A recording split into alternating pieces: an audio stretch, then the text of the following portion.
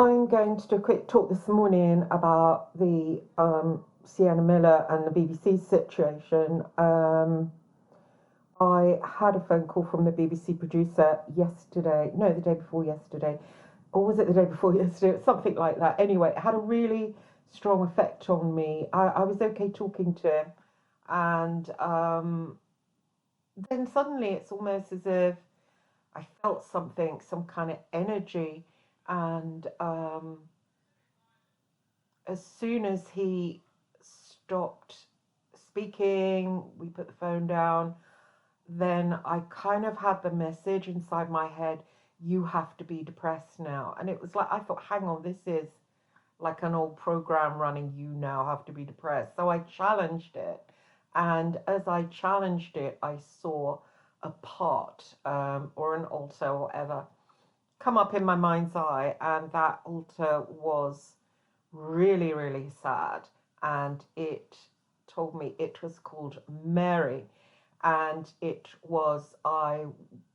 message was, I want my mother, I've been left by my mother. And of course, my so called natural mother was a prostitute called Mary. I've never had any feelings for her. I tracked her down only because I wanted to meet my father, which I eventually did. If it was my father, I don't think she knows who it is. She has brown eyes, dark brown hair. The man that she told me, they were two brothers.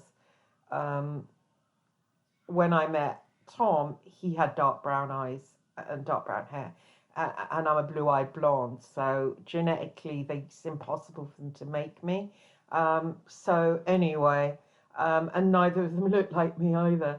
So I don't know. I think the Roman Catholic Church have maybe been fiddling because they were involved right from the start. And of course, I was put in the Monarch program, one of the projects. I know that because somebody approached me after my book In for the Kill, told me about the Monarch MK Ultra programs, how it was tested on children. I then came across Fritz. No, I knew Fritz Springmeier before that, and Fritz Springmeier had him on the radio show. Told me that they use kids in children's homes. Um, it's odd because I was adopted age 4 out of the Crusades of Rescue, and James Casbolt says he was adopted age 4 out of a Catholic children's home, which made me. That's why I linked up with Miles Johnson and did my testimony, which is basis 50. But he took it all down, saying it was hacked. I mean, I don't know, but then we fell out at the same time. So anyway, never mind. But I wish I had all that. There was a lot of radio shows with Harold Coltzwell, some extra ones with Max, and it. Yeah, okay. So never give someone else your radio shows. That was a little silly of me. I should have asked somebody to hang them on my own YouTube. So going back to that MK Ultra, I struggled with that with a long time. I knew that my parents had taken me back twice a year to the Crusades of Rescue. My adoptive parents were first cousins and they were very linked with the Catholic Church, which tells me they were involved in the projects. My adoptive mother had her father was in the army, the military. She was a military brat. She married the son of his brother back in Ireland. Why do you marry first cousins? So they grew up together. The families are very, very close. So it's sick, especially as he was 10 years older. And he was a gold-plated paedophile. So he, trying to put this in chronological order, they also had a sister who was based in Langley, the Daughters of St. Paul. And I was very involved with her. She more or less brought me up, Sister Kathleen Hart. So it was a really strange upbringing. He was sexually abusive from day one, and he used to take me off to Ireland. They used to take me to Boston, America. I was supposed to become a nun at age 13. I believe I was used in a ritual because I was kept in a dormitory there on a very higher level. There was some kind of big ritual going on, lots of singing. And why was I kept up there? The family were kept in a cottage. So I believe I also apparently started my period when I was there because I was bleeding. I believe that I was probably given to a priest. They're really, the Catholic, Roman Catholic Church at a deep level is satanic. And so also at age 19, I was highly suicidal. I wanted to commit suicide and I took loads of overdoses, had many, many stomach pumps. I got used to that. When it hits the back, then you start to swallow, and it's horrific. They literally have to hold you down because having something as big as a garden hose, like when it just, they put it in your mouth, and when it hits the back, you have to start like that swallowing, and literally you gag on it. So the gag reflex is working all the time, and vomit can spray out sides, and you literally have 4 or 5 nurses holding your legs, holding your arms down, holding your head down, so but you're still gag reflex. It's the most horrific thing. They pump you and then they put water in, and I had many stomach pumps. I just kept doing it. You'd think a pump would put you off. Well, I was just in this state of mind. I really wanted to escape. I really wanted to die. When I look back now, I see that it's what Fritz Springmeier calls suicidal programming. I had no need to commit suicide anyway. I later, and this is kind of strange, I always thought of it, well, it's my life and it's what happened, but it's a kind of a strange kind of a life, especially when you think in the terms of MK Ultra, in the terms of was I a monarch? One of these experiments that they use that James Casbolt, Max Spears talk about, called Super Soldiers, or Miles Johnson calls Super Soldiers. His channel, Miles Johnson's channel, has been, the Basis Project has been somewhat wrecked.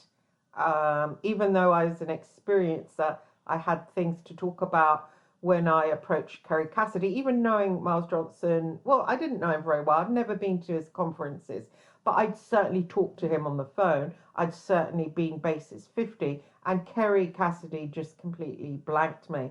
It's kind of strange. I also get the same reaction from Laura Eisenhower, just that kind of, they just act as if I don't exist, which is fine, that's okay. But I have got a testimony. So then you think, why didn't Kerry Cassidy let me share that? She certainly let people share that have less of a testimony about this, these experiments. It's important that we flush this out and find out what is going on at the top, because there's been all sorts of witchcraft carried out on the masses. It's carried out through our TV screens. So it matters that these people have been experimented on. It's a kind of just microcosm for the whole. So they're not just all picking out that and everyone else is let have a good life. Well, of course, some people are having a good life, but I believe they're cherry picked as well. So this is what's happening here on planet Earth, and it's not great. And also there are controllers. So it's important to look at who are these controllers and what do they have in mind for humanity, if they can just, splice people, which is what they do. And also look at what we call serial killers, because I believe that they are people that were roped into the programs. I've researched that for my entire life, because when I first came across them, I thought this isn't how it's supposed to be portrayed. There's something's going on here. It's more about black magic than it is about some guy going crazy. And of course, in the case of Jeffrey Dahmer, he owned up to the fact that he was possessed. So these people, but I believe that it just doesn't happen. I believe that they're probably part of experiments, but never mind, that's for another. And certainly Dave McGowan has written about it in the book Programmed to Kill. He died of cancer not that long ago, a couple of years. I spoke to him on Facebook and said, would you come on the radio show? And he went, well, I would, but I'm busy dying of cancer. So that's really sad that happened to a good man who was exposing the elite that control this earth. Now they control this earth. They're busy having a nice time. We're busy pecking in the dirt. So it matters. Okay. So I'm not just saying this to spout my personal story over and over and over. I'm not going to spout it over and over. People have heard of it. But I ended up coming out of care and ended up working for a detective agency. And I dotted around and ended up working for the Hire. The Hire is ex-military. So they are usually based in London. I've never known them to be outside London. And what happens now, again, it's strange when you tell your story and get trolled, and the trolls go, actually, it's MI5 who work in this country, and sorry, but and I'm not boasting telling my story because I was just used as a gopher for their agencies. I wasn't, sitting around the boardroom being consulted. So it was the ex-MI6 agencies, and why it's not MI5. Now, I worked for many years with Gary Watkinson, who's ex-MI5, but we worked in an agency. He wasn't running it. So the XMI5 chaps, they tend to work for people. It's the XMI6 guys that run these agencies that are dotted around. There was one got in a lot of trouble with spying on Trump and the Russians a while ago, Christopher something, but I'm not sure. Was he XMI6? I can't recall. Anyway, I've worked for Stuart Paul Robb, Knightsbridge Company Services, and I've worked for Michael Oatley is a famous MI6 officer for Company X, and Company X was along Buckingham Gate next to the other agency that got in trouble for spying on Trump for the Russians, or was it? I can't remember the story, even though I did a radio show on it. Christopher something or other. Anyway, then seemingly next door to each other, but now Company X have folded. Company X didn't call themselves Company X; they called themselves CIEX, which is company in French, and then of course X on the end, and then limited. You can Google it and see them come up, and you can also Google Michael Oatley if you're interested. He did some interaction with the IRA, which is strange and coincidental because of my involvement over there as a journalist with the real IRA. I was the only journalist to get close to the real IRA. I'm not counting Susie Breen, because she interviewed the lower ranks, and well done to her. But I actually interviewed the second in command, which is there as a spread in the News of the World. If anybody seeks to deny that. I believe there was another super soldier in America that went, she's never met the real IRA. I've never been so insulted in such a lovely accent. Anyway, it's there as proof, sorry. And yeah, so there we are. And it's strange. I had an odd life. So I went from there and then, of course, went into the press. And none of these were choices of mine, basically recruited out of care by the ex-military agency, and so were a few of us went for interviews. I got it, and just used as an undercover operative, and it's not great. It's not a great fun. It's not enjoyable. You are literally at risk of being beaten up. I nearly got beaten up many times, and only got out of the situation because of my wits, I would say, through spirit helping me, telling me what to say to get out without getting your face caved in. And the men use you. I was one of the only women. Certainly, I never encountered any other women in that industry. And I climbed to working for the XMI6 agencies. I would have preferred to work, I've done a few jobs for Kroll. I would have preferred to work long time for them or long time for Black Cube, because Black Cube is Mossad. And of course, we all, the more, I suppose, the more sinister your employer is, the more interesting the work. And so you've got the lower agencies who don't have any connections. You've got above that the ex-CID officers that do have connections, and they've got, the kudos. So they attract members of the public to hire them. They've got interesting work at their agencies.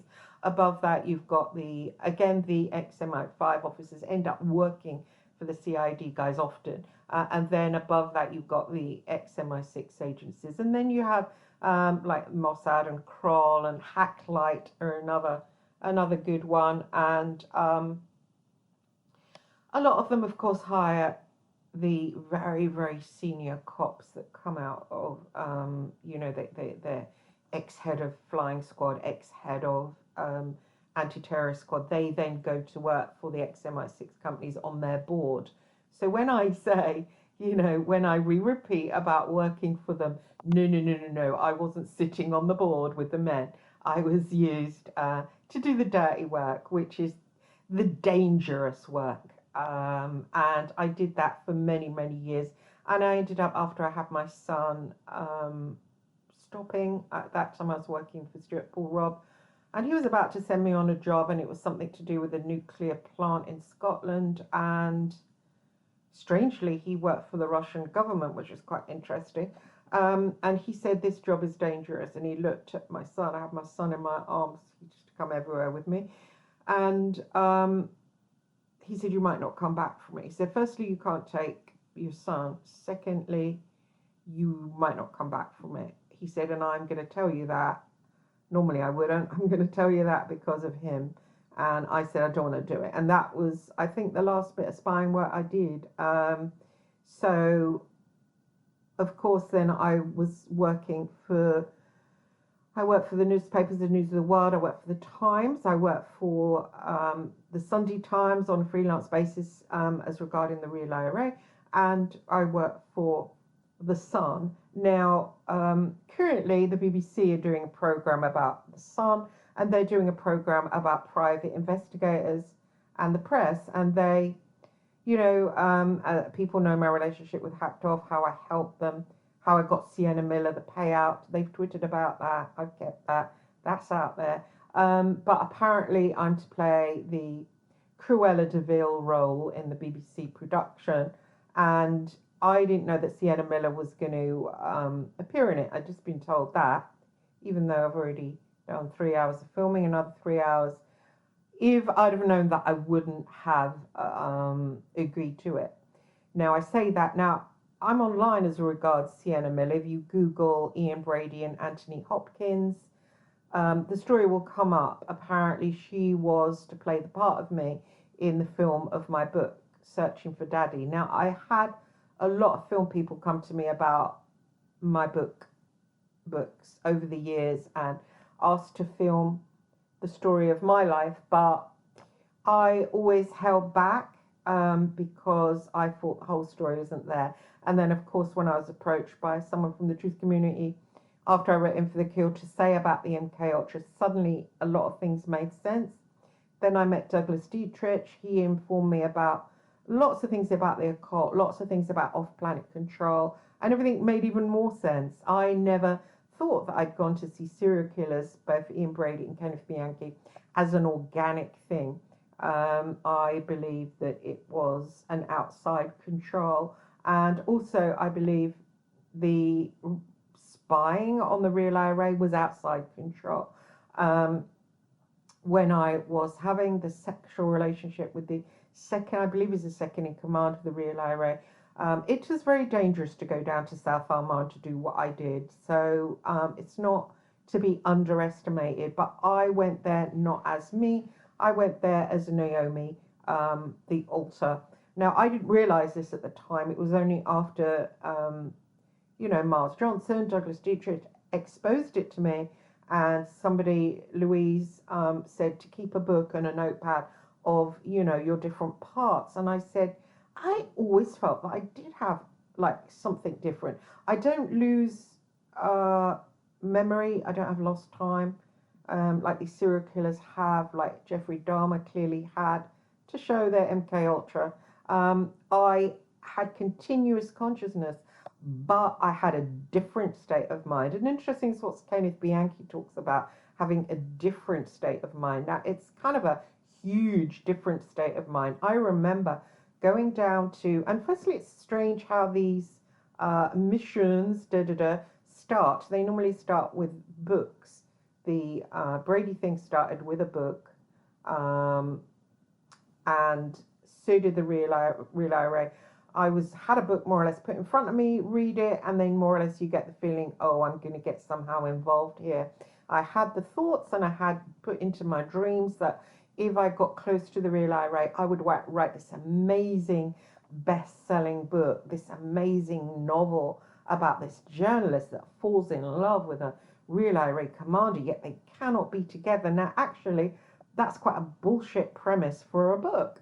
But it came into my head, and I believe that was planted in there so I would go down and get involved down there in South Armagh as a journalist. I underline that. Um, all the time I was there as a journalist getting stories. I ended up being headhunted by the Sunday Times because my stories in the News of the World on the Real IRA were so good. Well, they were so good because I was getting comms passed to me from their prisoners. That is, a comm is something they kind of put out in their poo, and they kind of, it's wrapped in sellotape and they poo it out, and gosh, how does it happen? Anyway, when the comms were passed to me, even when they were passed by the second in command from their jailed leader, which is Michael McKevitt, they were still wrapped in sellotape. That was how I was valued there as a journalist, which is a little bit higher than Susie Breen, but never mind. Okay, so that went on out there, and I then met up with the UDA, the head of the UDA. I did a big story on them, and they ended up splitting up because of it. C Company went to live in England. So I was doing things having a massive impact, yet not. The second in command then went into prison. I believe I was doing a lot, but wasn't aware of it. Now, as regards the altar situation, I remember sometimes being in South Armagh and like not coming to, it's so hard to explain. One could, like a sudden, no, that's not it either. It's almost like suddenly I was a different part of myself, and the different part thought, what the fuck are you doing here? And I remember one time being in the house of the second in command, very deep in South Armagh, and coming into the state of mind, I would call her Christine. No, looking back, I'm calling her that, but at the time I didn't. And it was kind of like, what am I doing here? And of course, it's a very dangerous place to be right now. If somebody spirited me to the center of South Armagh in the house of someone like that, I would shit a brick. I would absolutely, I would just beg them on my knees, please let me go, please let me go. I would be, but there I was there to have sex with him. And it's, no, it's not right. I didn't do that in my own free will. I just haven't got the balls. So anyway, I would flash into back to my normal state of mind, Christine, and think, what am I doing here? And feel absolute terror. And then I would say to, I'm not going to say his name, I'd say to X, please, I don't feel well. I need to go back to London. And he at one point, and then when I was in a different state of mind, I'll call her Naomi now, with my added insight into the situation. She was very gung-ho, wanted to go down there, wanted to interact with him, doing things like spying on him, looking for his computer. He left me in his house alone. I had a good look around. This is all in my book. I'm going to republish that book with a different title. I'm going to call it either White Slavery or The White Slave or something like that. And I'm going to put it out there because I'm older now. And, you know, there's part of me that's like, people will think I'm crazy. I don't want to put it out. But the other part is like, Christine, do it. Who gives a shit that this one or that one thinks you're crazy? They probably do already. So do it, and you'll help people. You'll help give insight into the way this world is run. Because there's people out there, you know, they try and be actors, they try and be singers, and they fail, and they think it's down to them. No. It's picked beforehand. This whole world is rigged. The elite go into that field of success and what they want to do, the arts and that kind of stuff. And the rest of us just peck in the dirt. Once you're aware of that and aware this is controlled in a certain way, you wake up to life and then try and find a pathway. Because there is a God, you know, and these people are in with Satan. They don't have a God. They're all for humanity rules. That's why they're in that position. They're satanic. But the rest of us do have a God, so you can pray. So going back to South Armagh, when one time I was sitting with X, he said to me, I have noticed you're two different people. And I said, well, how do you mean? I've never thought that. And he said, yeah. One is moody depressed and the other's very gung-ho. And I don't like the ones moody depressed. Later on, when I was enlightened about this MK Ultra and the altars and the super soldier business by the Basis Project, James Casbolt, I then saw what he was referring to. The Christine he called moody, depressed, and boring. That's me. That's the real me. I'm not much fun. I am boring. I don't give a shit. But the what he was referring to, I've now called her Naomi to give some clarity to myself around it. So Naomi would be quite exciting, sexual. I'm not sexual. I don't have sex. I'm celibate. I don't really like it. Naomi would be sexual and would be very gung ho and dying to get down there. And she's the one that did the spying on him. That would look through his mobile. That would read his text. That would spy around his house. God knows what I was doing. I just did it, and I thought, I don't know what kind of. Now it's odd because now I don't have Naomi. I didn't have Naomi. Um, when I was working for the News of the World, it was around. What was it? It was around. Think. When did I lose? When did I lose this part? It was definitely. It was definitely. Um, Losing connection with the press. With that kind of coming out of that world, it's like somebody pulled the plug on Naomi. And certainly when I encountered the truth movement, I'd lost her. She was long gone. And I felt, because I was a mother, you kind of don't notice because you feel. And I remember the INLA, the INLA. I met the head of the INLA as well. I remember him phoning me and saying, "Oh, there's a soldier being shot," giving me the first story. And I said, "Why are you telling me?" And he said, "Turning into a mother has really taken away your edge, hasn't it?" And it wasn't my edge, it was Naomi. It had gone. So literally, I wasn't a journalist anymore. This producer is banging the drum. You're a PI, you're a PI, you're a PI. I'm a people pleaser by nature, so I'm okay. I was a PI, but I wasn't a PI since 1998 when I brought in John Boyle. That was me dropping PI. Here, have him. He brought in all that illegal stuff to them, crashed the News of the World. But I wasn't a PI anymore. I was a journalist. I got my byline out there. You need to tell the story of me as a journalist, not PI, because it kind of fits their narrative. And they're like, dirty PIs, good journalists. Well, hang on, no. I wasn't a PI since 1998. I was a journalist. You can say I was a hybrid, or you can say they rang me because they knew of my skill. But sorry, I was a journalist. That has to be the story. I was embroiled with them. I wasn't in a little office somewhere like PIs are. So this false narrative has to be changed.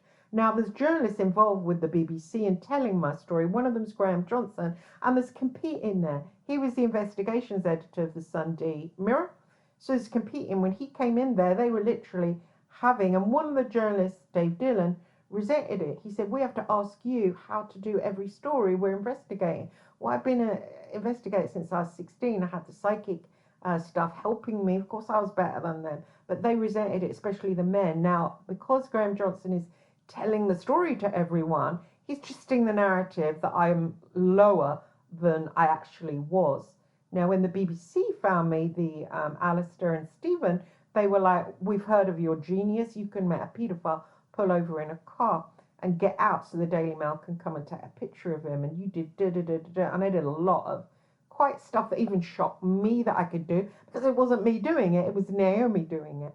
And because Graham Johnson is controlling the narrative, the story isn't getting out. His story is, he's diminishing me because it's a pissing contest. I'm bigger than you.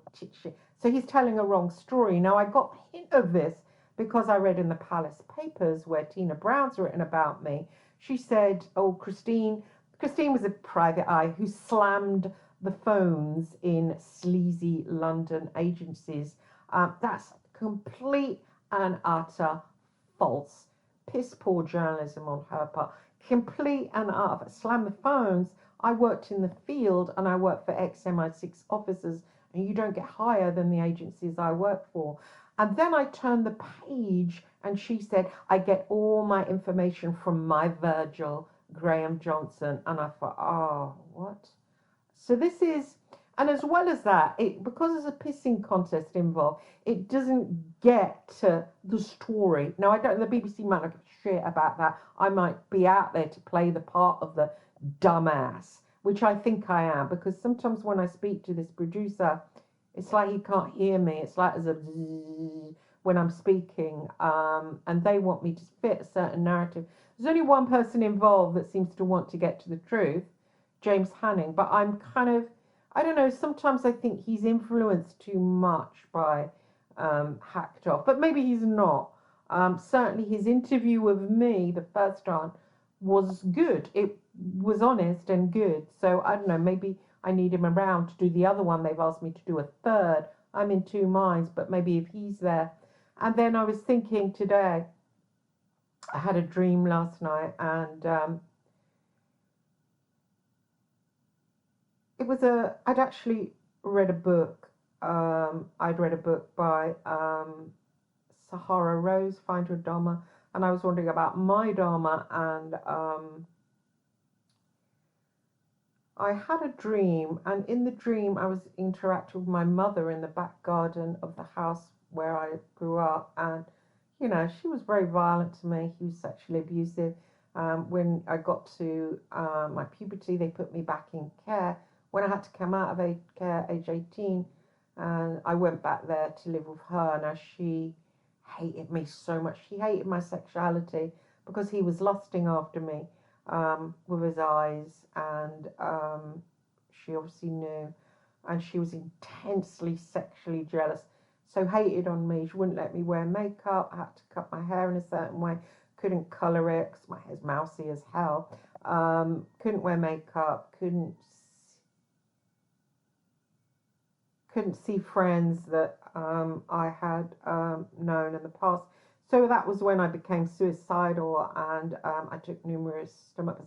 I hated myself. I thought I was like the Elephant Man, really ugly. And just courtesy of her, she was really strong, almost male, not much, but then she had that feminine thing. It was bad enough that it's made me scared of women. I give women a swerve mostly.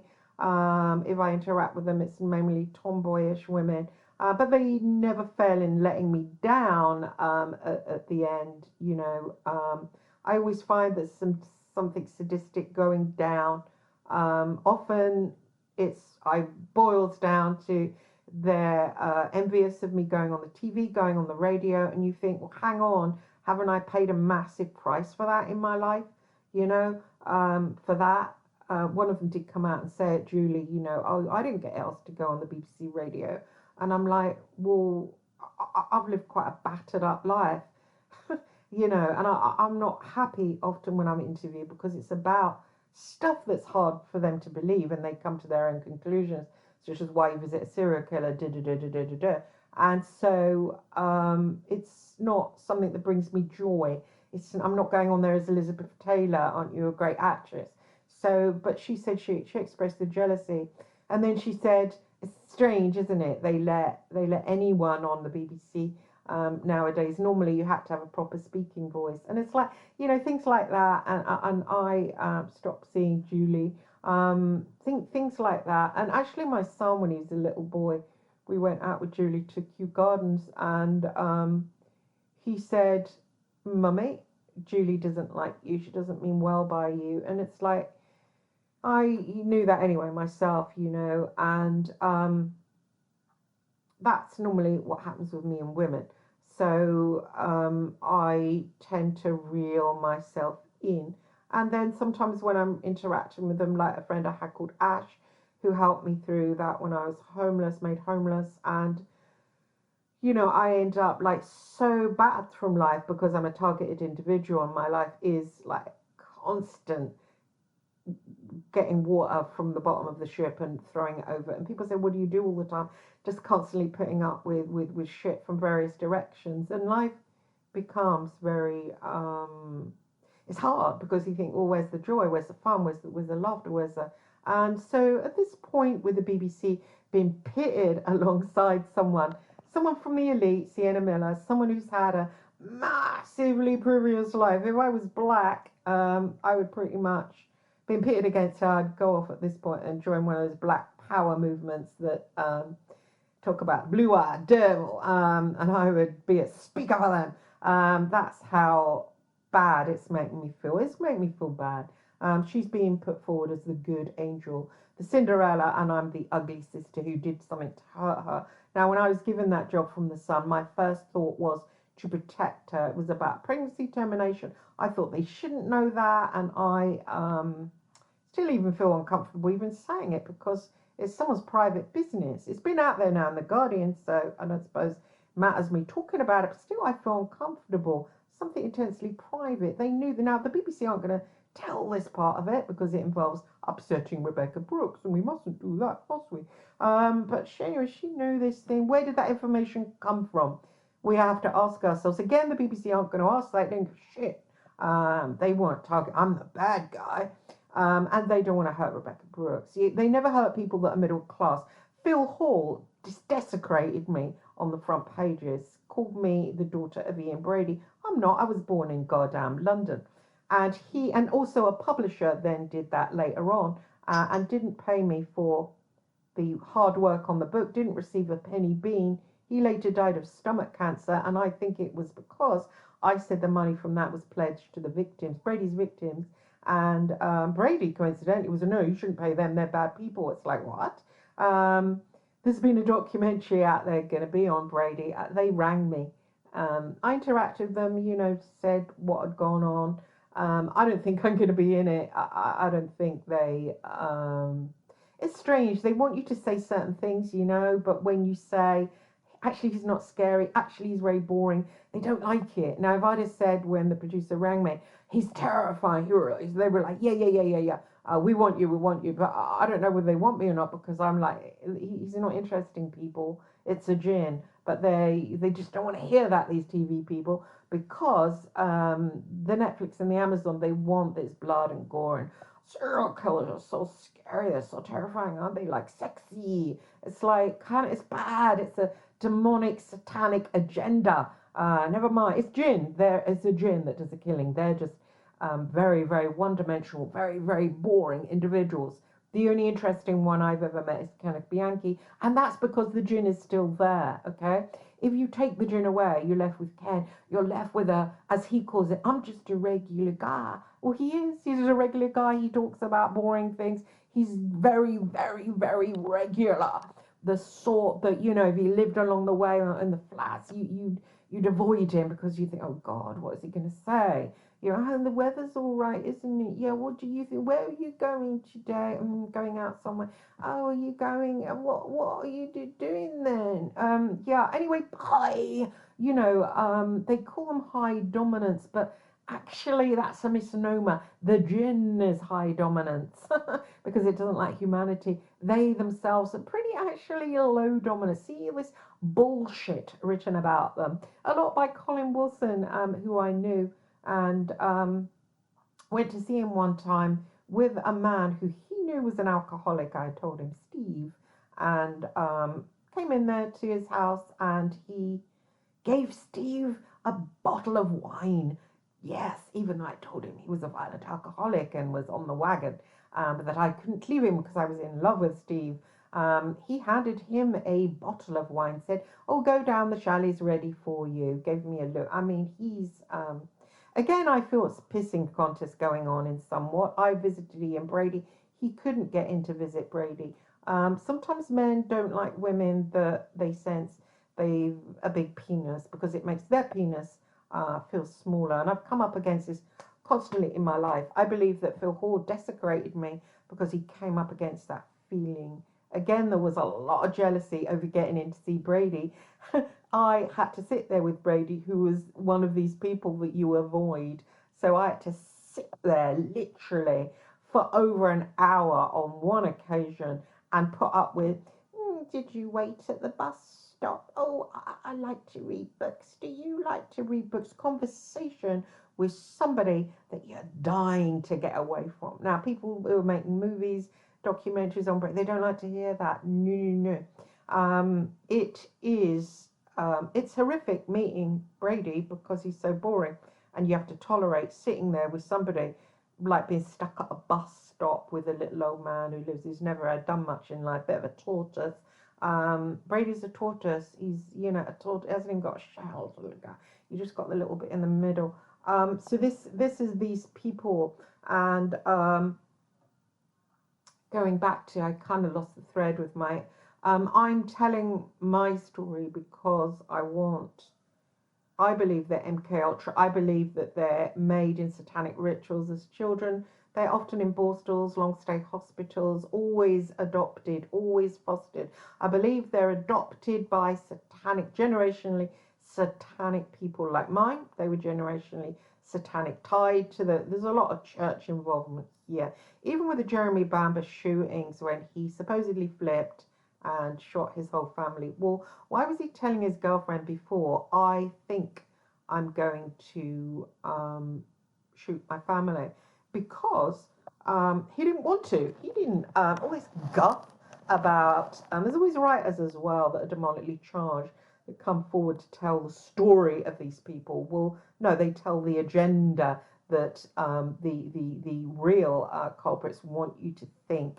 Firstly, that they're highly satanic themselves and they have certain occult powers. Now, if you read Emlyn Williams' Beyond Belief, if you read that, you think Ian Brady has occult powers. Well, he hasn't. That's what they want to put into the book. They want you to think that these individuals are, powerful, but they're not powerful. They're just, they have an attachment put in them. And this demonic attachment has controllers now. If you're looking for the real power, it is the controlling elite. I believe it's non-human at this point. Now, Douglas Deidris told me that originally. Now, we've fallen out because he tends to say things about women he's fallen out with, I've noticed. Hopefully, he will get to the point where he'll apologize and we will take up our friendship where it was. So he's always saying nice things about me recently on his show. I text him on Skype. I haven't received a reply as yet. But you see how arguments are engineered in between truthers because they don't want all of us getting together and swapping notes, etc., etc., because we flush things out. That Miles Johnson and he kept saying I knew Colonel Michael Aquino better than I did. I only know him because the person that told me I was a monarch told me about him. So of course I'm going to try and approach him. What the fuck? And then people say, oh, you're in with him. Fuck off. I was a victim of all this. It's so kind of annoying that people on the outside never had anything done to them, never been in projects, never been, and they kind of pass comment. And that annoys me a lot. Obviously, if I'm a victim of something, which I am, I certainly was intensely sexually abused, which shattered me. Of course, I want to know if there's somebody out there who somebody says, actually, Colonel Michael Aquino, who's the mastermind of the whole thing, or I'm going to sit there and not try and track them down. If I lived in America, I'd be knocking down his door. Now, I was bullied so much over that whole issue, I had a chance to interview that man, and I didn't. Now, okay, somebody said to me he might have triggered you. So there is that point, actually, because when I finally said after Johnson interviewed him, I would like to have a go now to talk about Monarch, Mind Control, MK Ultra, Alice in Wonderland, The Wizard of Oz, etc., etc. And he sent me back a letter and he said, only the mad believe in the Monarch projects. Are you referring to where somebody shuffles playing cards? They pull out one card, they slowly turn it over, and the Queen of Hearts is exposed. Now, as I read that, I felt myself go all cold. I felt myself as if freezing cold water was being poured over me, and I couldn't click back into a normal state of mind. I remember I rang Taj to ask for his help. He said you should ring Fritz Springmeier. I rang Fritz Springmeier on Skype, and Fritz Springmeier said, keep saying he's triggered an altar, keep saying to it, you've done a good job, you can now stand down. So literally I was standing there shivering and saying, you've done a good job, stand down, you've done a good job, stand down. Eventually I returned back to my normal state of mind.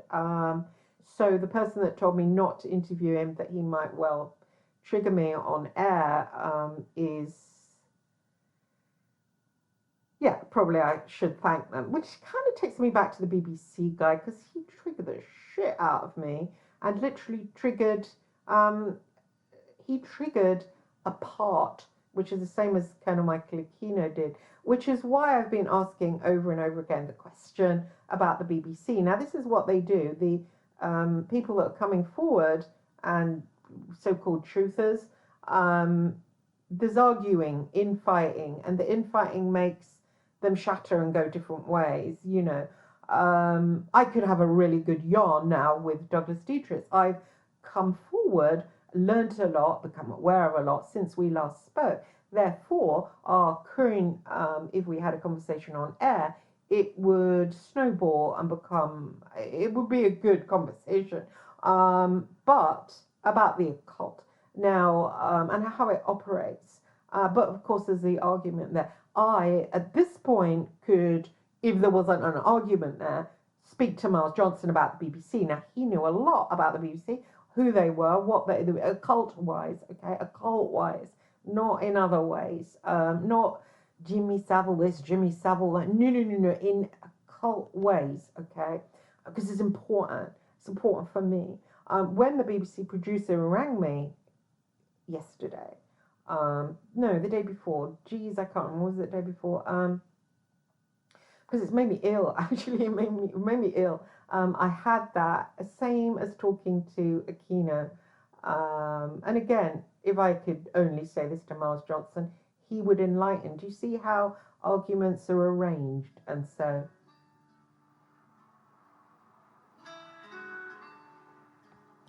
arguments are arranged because arguments are arranged so people don't interact and they don't put things together. Yeah, so they don't put things together. So this, so it's, okay, so he rang me and it was the same as the conversation with Aquino. Literally a part of me was triggered. It was like after it was during the phone call, okay? So he was speaking, it was just a normal kind of interaction. He's a very polite guy, young, middle class. I won't say his name, there's no need to. But during the conversation, it's almost felt almost as if a certain gas was kind of coming out or something. I felt something seep into me.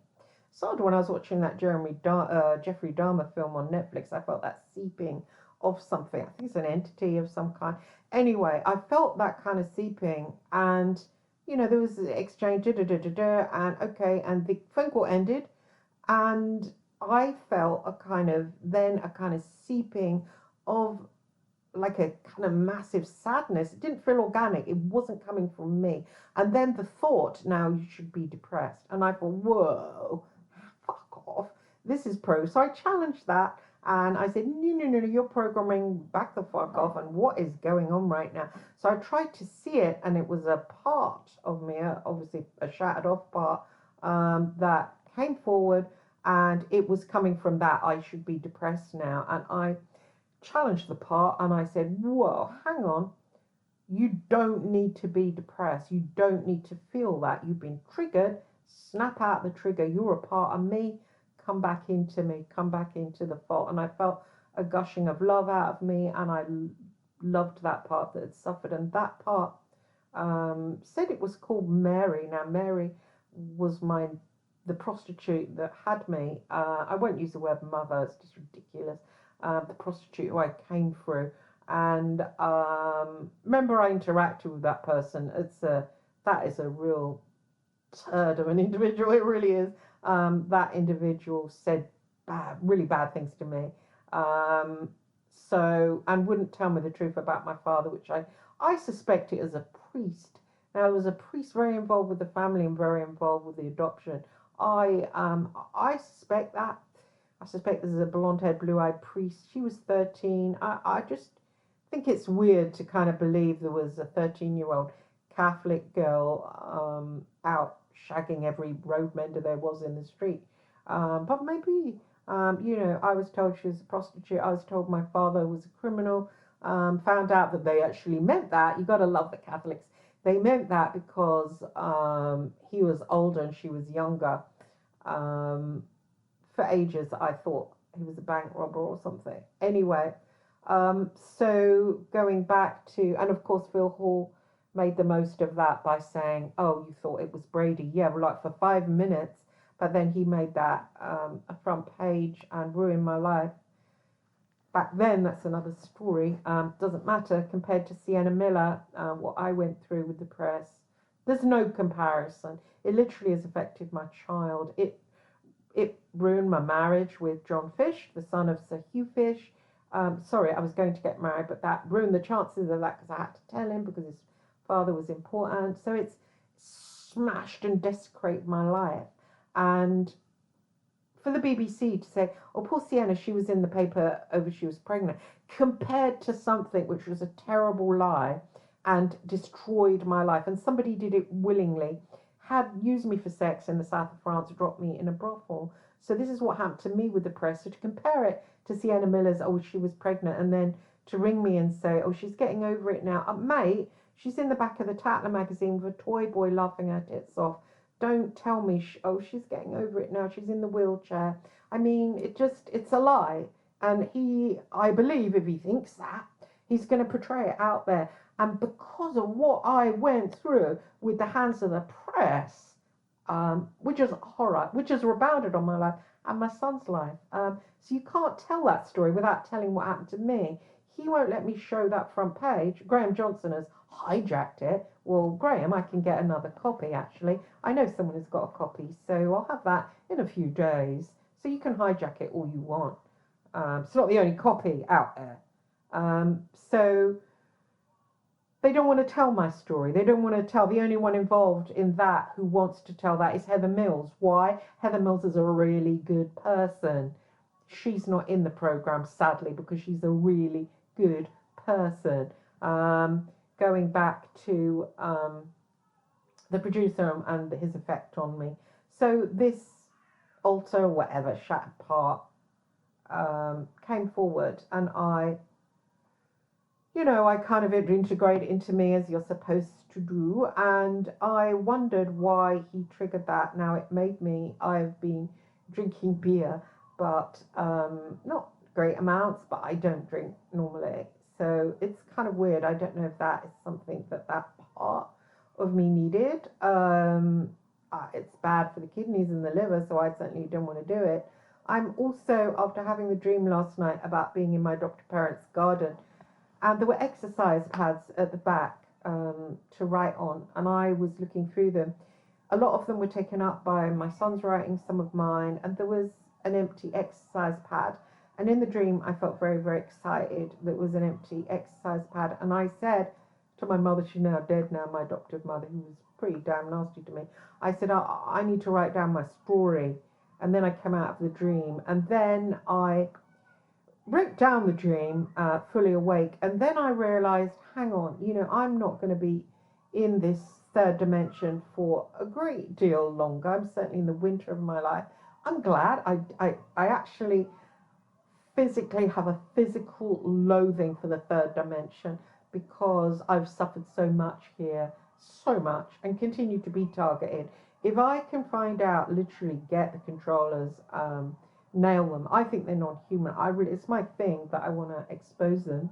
I actually believe it's probably humanity is probably for sure. I mean, I agree in what Yahweh did, tried to wipe us out in the flood, because we got to a certain point, and I believe it's humans when they go literally. Dietrich called it off planet. Well, they go into spirit, don't they? And I believe as spiritual beings, they're obsessed with the earth because they like all the luxuries. They have different lives to the rest of us when they're here. They get reincarnated into privileged bodies. They jet all over the world. They enjoy the Caribbean. If they want fame, they do that. They are the elite, the priests and priestesses of the satanic New World Order. And they want the rest of us to pretty much fuck off, to not exist. And we do mostly have horrific little small little lives, and they control the narrative. It's very important controlling the narrative when it comes to the media. I think Graham Johnson's probably some kind of monarch MK Ultra. I remember when there was a girl called Olivia helping me with my radio show. He rang me so she could hear his voice, and she said, "When you stop talking, he's listening to what you're not saying." And then when we met up last for dinner, he said, "Oh, I believe in the occult." And I looked at him. I said, "Yeah, well, you would. I think he's definitely used by the elite for certain purposes. I'm not having him control my narrative, okay? I'm not going to have him control the narrative. I don't know if this BBC guy is going to be honest, but how come he triggered my altar? Now that's something Colonel Michael Aquino did. So how come he can do it? I don't think he's aware of it, actually. Absolutely. I just think it's something that came through, but I need to know what that is. I think he's pretty joked about. He's talked to me about Sienna Miller. Clearly he's enraptured by her. So how could I possibly get a fair hearing for a program? You know, I'm going to have to use. It's kind of, I had an awareness about magic as involved in that I would have to, you know. But I think rather than, I thought, what is it, reversals?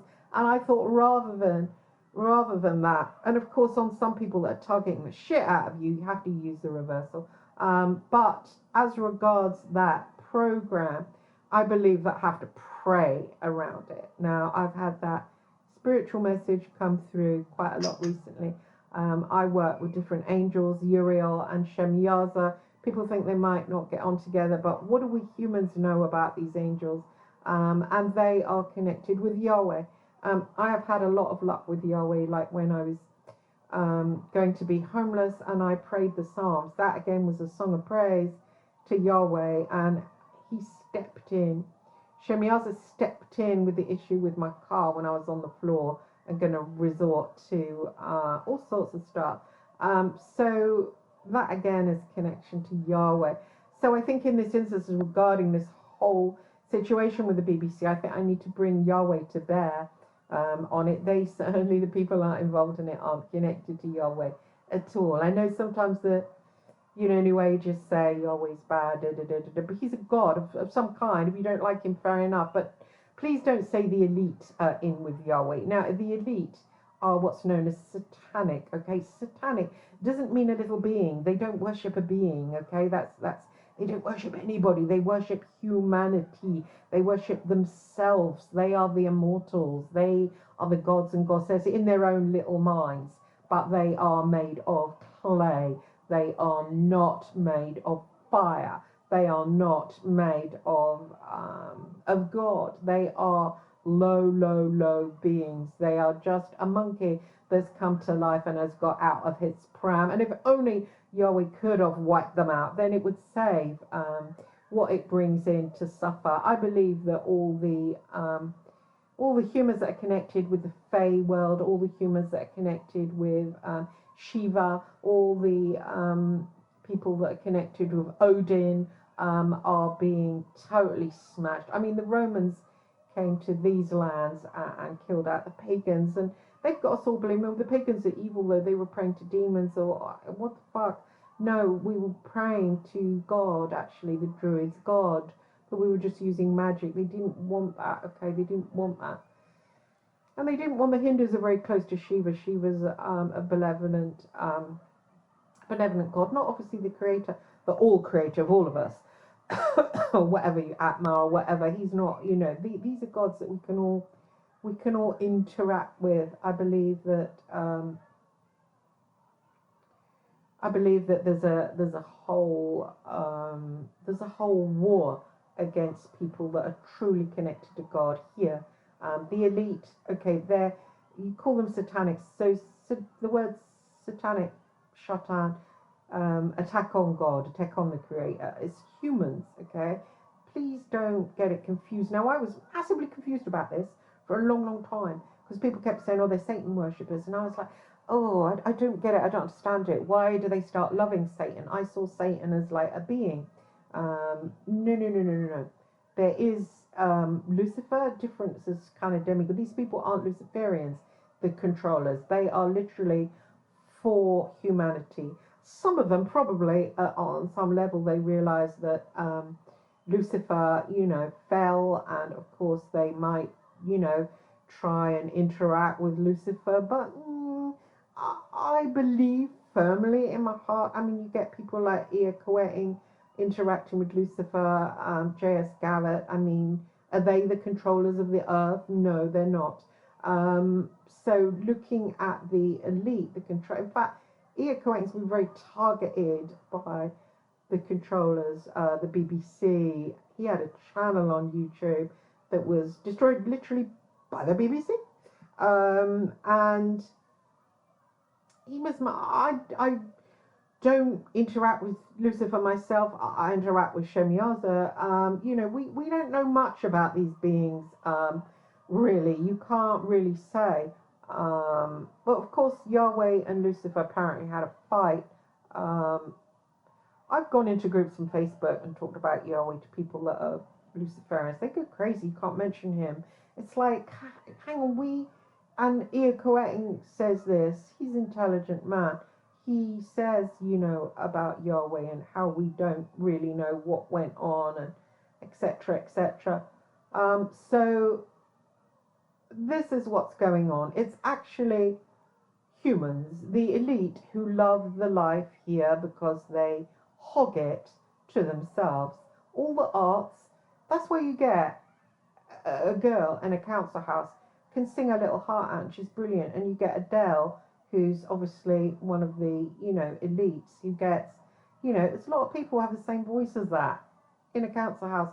Don't get anywhere, probably ended up by becoming a drunkie, whatever. It's rigged. This thing is rigged, and it's not what God intended. God didn't intend for an elite bunch of motherfuckers to rule over the rest of us. And while we peck in the dirt and don't enjoy life and believe it's because of some failing in us, while they lord it up, literally lord it up. Now, to think that they've got a God on side of them, no, they've got fuck all supernatural on side of them. They do their petty little rituals. Some of them even might think that they're engaging with Lucifer. I don't think Lucifer gives a wank about them, to be frank. He can see how arrogant they are. They're full of their own ego, and they're controlling the rest of us. They are eating in the green pasture, and the rest of us are pecking in the dirt. It's not supposed to be like that. God didn't want it. These are bloodline people, okay? And they're the bloodline of the conquerors. And they are people that make the human lovers. Their human is God. Don't ever think they've got a God they pray to. Please, please. Okay, so, Iblis, the god of the jinn, he hates them. Actually hates them. And he is what we think, I suppose, is Lucifer. I don't know whether Iblis is. Hates. You can't go into the world of the jinn. I've been through a portal of the jinn. Sheikh Ben Halama introduced me to that portal.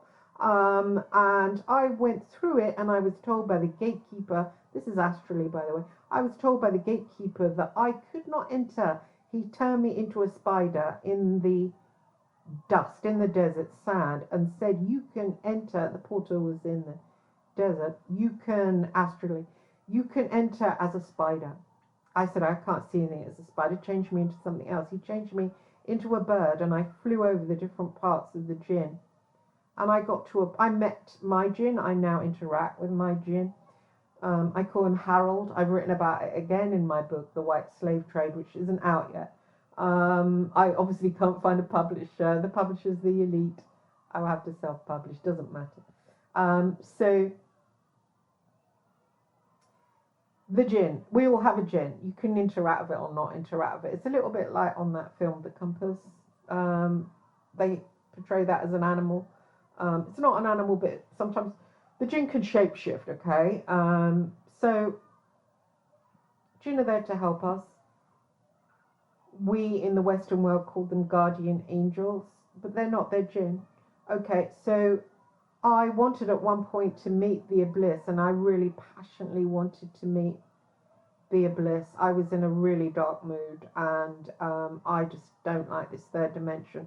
Why? Because I don't know whether it's ET or humanity. Certainly, sometimes in visions I've seen that it's insectoid ET have got us bound in a matrix, and the matrix goes all around the planet, and it only its bloodline enjoys this third dimension. The rest of us suffer, badly suffer.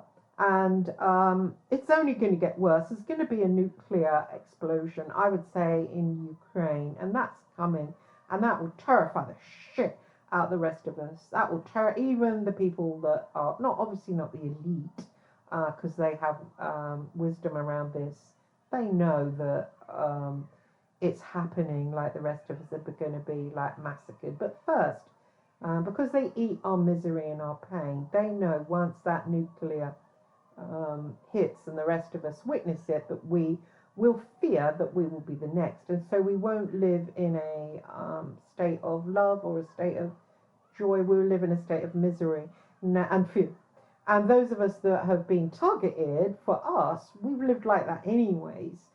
So it's like we will understand more about what's going on. But the masses, they will be mass hysteria, because they will then believe that at any point they could be snuffed out. Well, yeah, it's the same. At any point we can be. At any point something terrifying will happen. That's what targeted bloodlines have coped with. But now everyone, apart from the elite, will be experiencing that because of the nuclear explosion. So I urge you just to connect with God and know that we are beings of God, and that if our physical body does leave us, it's totally irrelevant, because you'll be going up to the fourth dimension. It's a lot more fun there, trust me. The elite don't have rule there, so there'll be none of this, this perfect person, that perfect person, and their auras will be able for everyone to see, so you can see if someone is a selfish, lying prat. So that'll be good. I prefer it much to this level, and I can't wait. So going back to the BBC. So they are going to do this program again. The narrative has been controlled by Graham Johnson, the producer. Sucked up everything he says, and doesn't know me, doesn't know my story. I've pointed him in the direction of people that do. He hasn't contacted them yet, so I can only assume that I am to be playing the part of Cruella de Vil, or the ugly sister, with Sienna Miller playing the Cinderella, the suffer one. Now, I don't know. I'm just putting it out there to this BBC producer. Are people in this day and age of people not able to afford their energy bills? Is it going to wash? Is it going to wash? I mean, you can have her with, like, maybe a bit of makeup to put dark circles in the old pale face, but I don't know. Are they really going to believe that she was in the paper to say she was pregnant and it is a worst thing that could happen to anybody? Are the people sitting there watching it from their freezing cold houses without lighting, maybe just had a blackout a few days before, maybe there might be a nuclear attack on Ukraine, are they going to watch that and think, oh my God, she has suffered, when we're getting flash-ins on the TV of people with their legs blown off? Are they going to believe that she suffered? I don't know. I put a big question mark there, and I think to myself, maybe think again with that. Maybe think again with the laying it on with a ladle, that she suffered. Maybe inconvenient. Maybe, oh, I don't like this, it's not fair. Maybe that. And also, this is around somebody, Rebecca Brooks. Yes, I'll put her name out there, even though her lawyers might be listening. Knew about the abortion clinic. Now, that they knew that before the story about her being pregnant came out. So, actually, I've got a hint about that. Now, if she says the dates were after that and can prove that, makes it even more sinister. It means that Rebecca Brooks knew about it and knew about she might go there, and then decided to print the story that she was pregnant, and maybe pushing her into making the decision. Now, that is what Miller's been saying, so that makes sense, but it's wholly sinister to know someone is in two minds, and to know that and then to push the issue. That's beyond sick. That's That's like witchcraft. That really is like witchcraft. But will this BBC producer bring that out? No, no, no. His big story is that I rang Sienna Miller's GP. I absolutely didn't. I'm a psychic and I'm powerful as a psychic. I'm powerful as a spiritual medium. Okay. Many people can testify again to that end. And I read that job. She gave it to me. We can call it a job. And I thought, not touching it with a fucking barge pole. And every time I say that to the BBC producer, he's like, but you rang Sienna Miller. No, you rang Jude Law. Now, I told him that, as if you'd done something wrong, as if you'd say something. I told him that because I had rung Jude Law just to speak to him. Now, I can't remember. It's weird. I can't bear proper witness to myself because I can't remember what was said because there was mother and baby girl around. One of the women accused my son of something, and I, wasn't in a very good state, around women, especially them starting on my son. I can get in a bad state of mind, and I was crying. Went to meet Paul, who picked me up from there, and so I don't remember, and so it's like. It's funny, I can't stick up for myself in that, and so I've owned up to ringing Jude Law, but said I can't remember. And he's like, yeah, what did you say, bitch? I mean, so it's like, I'm trying to be honest with them, but they have a agenda. Now, this has already been in court. Sienna has already had a payout. You'd think that, really, if I'm to be accused of something, she had the payout, I believe, on the basis of I rang her GP, which Graham Johnson bore witness to, yet Graham Johnson wasn't anywhere near. You might as well get a tramp on the street and ask him to bear witness to. Graham Johnson is bearing witness to gossip about me. He didn't know jack shit. He'd never. The only interaction I had with him is when I took him to a real IRA meeting. So he doesn't often speak about that because it makes me the senior, you see. Never mind. So this program is going to go out, and so I should have been in court. I should have been called in court. Neither side, it's interesting, isn't it? Neither side wanted to call me, even though I'd spent time with the Sun lawyers, and they said to me, you'll be called for court. And I was like, bring it on, I can't wait to get in there. But you see, if I'd have been in court, who would have taken the blame? Rebecca Brooks. But now I have to take the blame. And you see who's stepping in to make sure I take the blame? The BBC. Do you see how these people are all linked with each other? They're all linked with each other. And do you see how someone like Brian Harvey was pointing out, even before I thought that they're all linked, but do you see how spirit comes in and causes arguments between people? So next thing, he's saying I'm on side with them and I'm one of them. Well, no, I'm not. You only have to look at my past. But do you see how spirit causes arguments between people, that if people had got together and were carrying on the narrative to talk about this, they would be powerful? That's what spirit does. So it ends up people that are stumbling on the truth get pulled apart if they're going to be powerful together. And discourse, such as Douglas Dietrich, we should be still speaking to each other, but we're not. Again, Miles Johnson, we should be speaking to each other. Again, we're not. And I know people can come out with, hang on, they're this, they're that, and they could say things, but, or even say things about me. But then again, this again is sowing discords. And there's always people outside, like, I had somebody always come to me and say, oh, such and such is saying things about you, it's really bad. And then I would go and say to that other person, you're saying things about me, it's really bad. And they were like, well, no, I didn't say bad things. But too late, a big argument has already been happened and blown. You see how there's sometimes bystanders that move forward as little pawns to kind of stir the pot, or people that are around people that stir, oh, don't speak to that one, don't speak to that one. Well, they mean bad, oh, they're bad. There's all that goes on. And so it ends up with people not speaking. I actually think people that have argued in the Truth Movement should make a point of putting things behind them and in some cases that's happened, where, people that have had horrible arguments have put it to bed and just let's move on and leave that there, because they know instinctively that there's an energy come in to part the waves of them, because together they might do something that's beneficial. this is what happens over and over. And certainly I've been triggered. I mean, recently, I won't say who it is, but somebody who when I'm interacting with them, I feel my consciousness stretch. Now, I think probably because we're in the same soul group or yada, yada, yada, yada. But certainly my consciousness is stretched. Now, we were attacked from speaking from outside. Now, I weathered that storm and I kind of felt proud of myself. I thought, whoa, that was a demonic attack there. And then it came again to split me and this person up, but it came through me. It came through me. I was triggered to feel very angry towards them. I expressed that anger. I'm good at expressing my anger. Expressed the anger, and of course, burst the relationship, broke it up. And so, and then I thought afterwards, whoa, it's kind of clever the way they do it. I was literally triggered at my trigger points.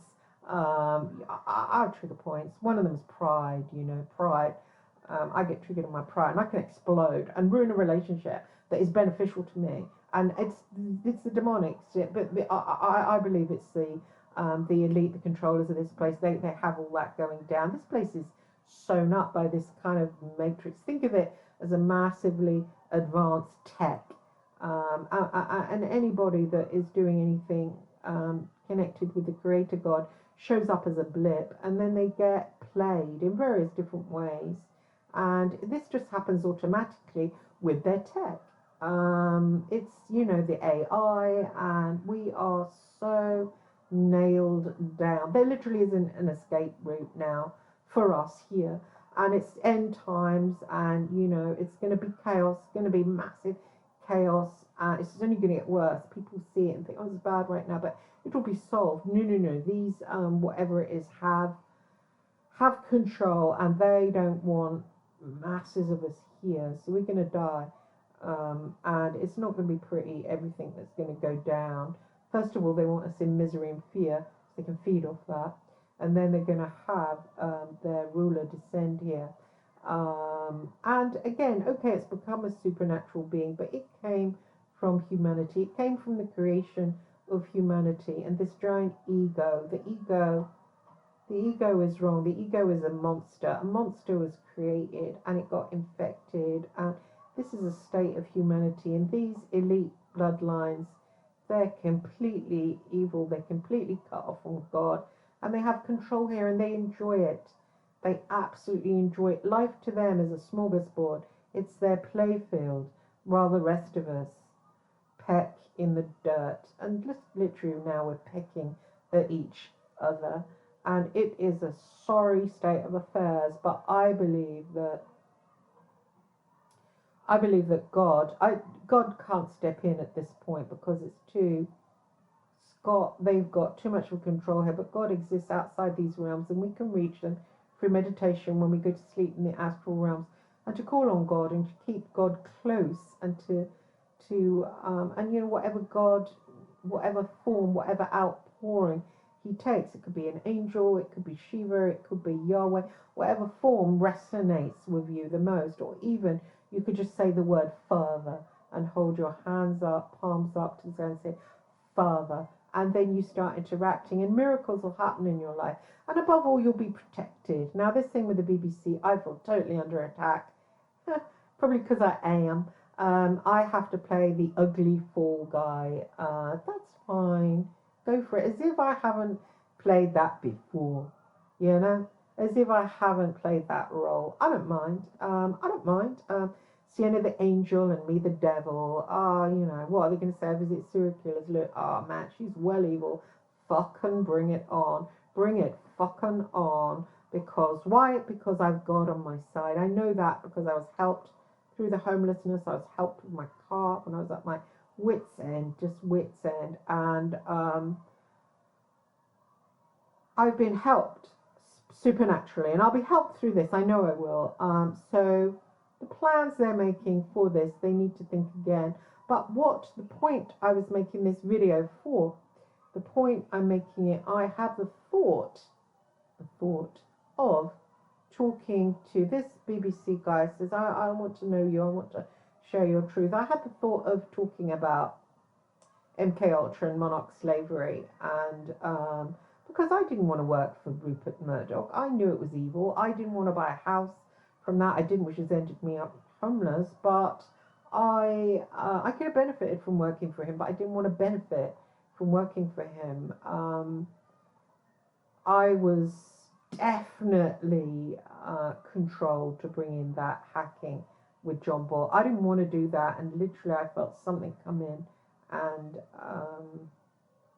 and do that. So through me.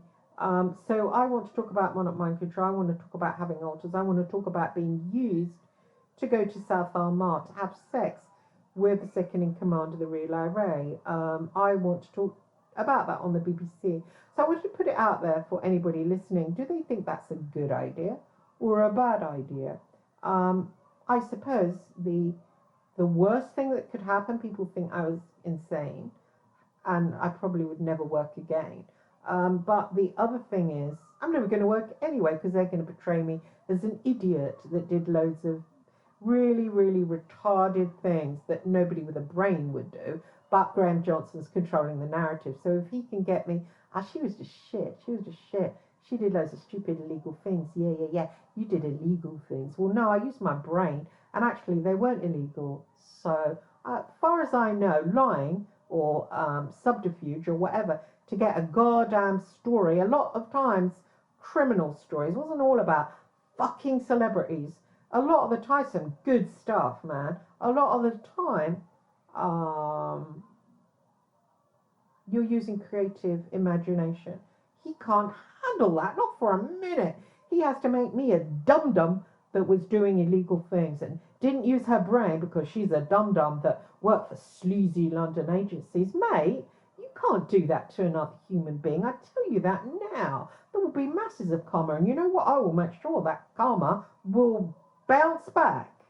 So he's controlling that narrative. This guy's listening because there's another person, Evan Harris, behind it, and he wants, you see, if I can be a dum-dum that did all these illegal things, then they can attack the Mail with that, using me as a Trojan horse. They've already started the attack on the Mail, but the BBC now, to put out the programme, is trying to get the public on side to attack the Mail. See how I'm used with something quite powerful, and yet I'm not given any kudos. My part to play in this is the dum-dum. I mean, if he wants, maybe the BBC should get me and, hey man, if you really want it, hey, how about, yeah, I know, I was just doing what they told me, and what is wrong? Oh, I'm so sorry, Graham. Can Graham explain it all? I mean, if you want me to do that, bitches, I'll do that. You know, if you're going to put out horse shit just to attack the Daily Mail, I mean, get cracked on. But do you know what? Funnily enough, I don't think God is on your side. Anyway, what I want to ask the listeners is it a good idea to speak about MK Ultra and white slavery to these people, or would they twist that even more and cut it and edit it so it reads even worse? I don't know. And of course, I don't know about, is it true? Is there such a thing as MK Ultra? Is it such a thing as being used in that way as a monarch slave? I don't know. I mean, I just know what other people have told me, what James Casbolt has said, what Miles Johnson has said, what Douglas Dietrich has said. Is there such a thing, or is it just nonsense? Was I part of the program, or certainly not part of the program? I just had a kind of weird, interesting life of XMI6 and then Fleet Street, just because I had an interesting life. But before Hugh Burnett died, he was a witness to a lot of this. Before he died, he said, do you think everybody works for those agencies? Do you think everybody works? But then there are some people that, you know, somebody's got to work for them. So, you know, it's just, I don't know, right place, right time. But he says it's kind of odd. And I suppose it is kind of odd, you know. I remember when I wrote In for the Kill, I was trolled by this guy. He was a freelance journalist. Obviously, he's worked really hard and tried to work for the News of the World, didn't make it. Tried to work for the Nationals, didn't make it.